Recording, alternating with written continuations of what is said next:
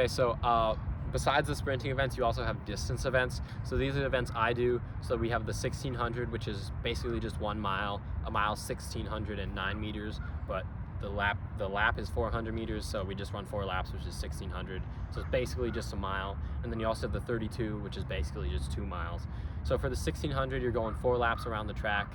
It's definitely not an all out by any means, but it should be all out at the end. Obviously, you should be giving 100% once you're done, but you definitely need to pace yourself a little bit. You need to pace yourself evenly each lap. The best strategy is to evenly split and then kick hard at the end.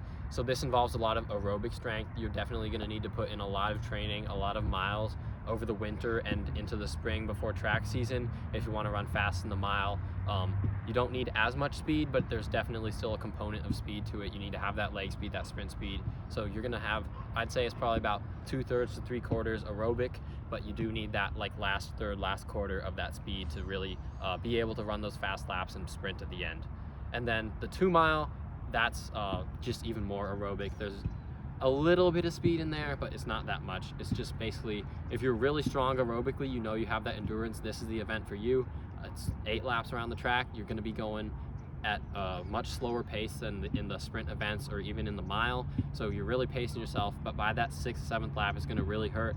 And it's all about the mental strength. This is similar to the 800. It's really hard mentally. You really just need to push through that barrier. So if you're not good at sprinting, but you have the endurance, you be ready to put in the miles over the winter and run a fast 2 mile.